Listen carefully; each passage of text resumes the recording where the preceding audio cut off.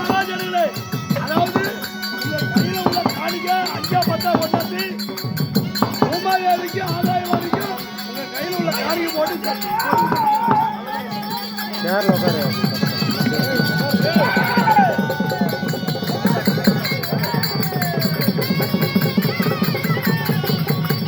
ஒரு 5 10 ஒன்னது உங்க கையில உள்ளது சத்தி. யார படியே? அமைச்சர் அறிவழகா மகாராஜா வெண்புளுத்தி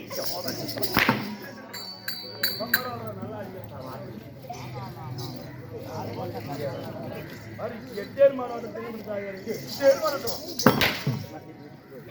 ஒரே மின்சார சேவாய் வெட்டி போடுவாங்க.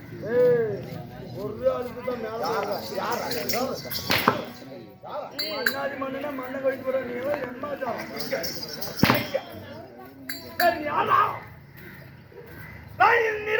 காட்டிலே நான் எப்படி பிறந்தேன்? என்னை பிறக்க வைத்தது யாரு தெரியாது. இருப்பதோ 4 திசை. 4 திசையிலும் என்னை பிறக்க வைத்தது யார் என்று தெரியலாம்.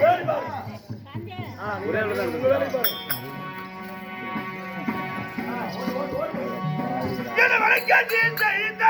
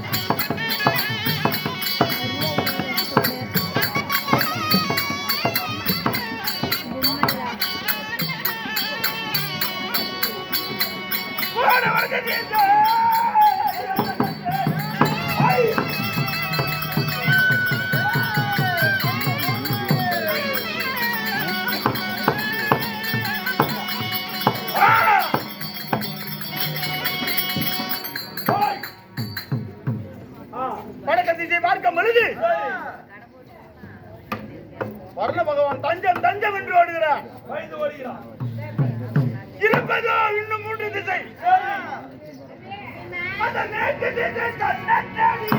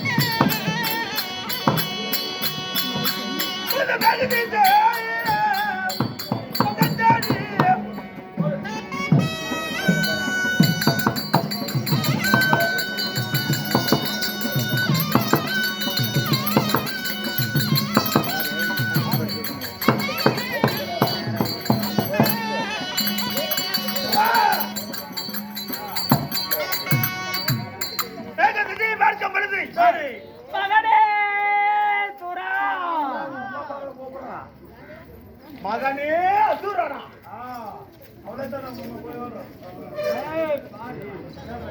மகனே மகனே மகன் என்று அழைக்கிறாயே, நீ யாரு? நான் தான் உன்னை பெற்ற தாய். என்னை பெற்ற தாய் நீயா? ஆமா. இந்த 2 விட காட்டுக்குள்ள என்னை எதற்காக பறிக்க வைத்தாய்?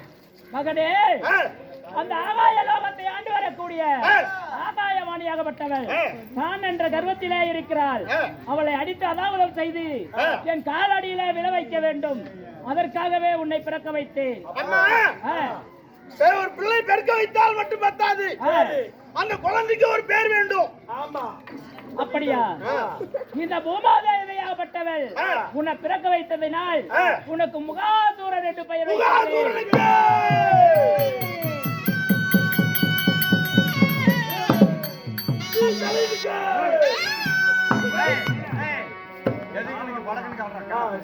அம்மா ஒரு பேர் விட்டால் மட்டும் பத்தாது, அவனுக்கு ஒரு சக்தி வேண்டும்.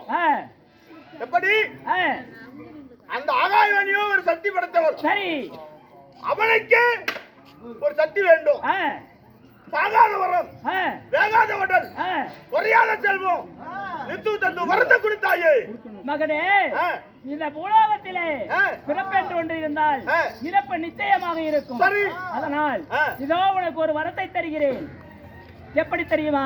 எப்படி? என்னுடைய கரத்திலே இருக்கக்கூடிய இந்த மந்திர வாளாகப்பட்டது உன் கையில் இருக்கும் வரை உனக்கு அழிவில்லை என்ற வரத்தை கொடுக்கின்றேன். ஆகட்டும் தாயே. கொள்ளப்பா.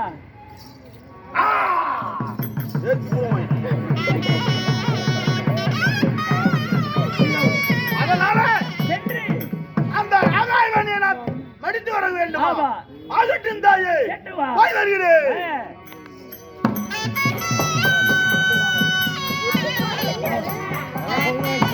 என் சக்தியால ஒரு பாலகனை பிறக்க வைக்கணும். ஓ நமச்சிவாய நமக, ஓ நமச்சிவாய நமக, ஓ சங்கராய நமக.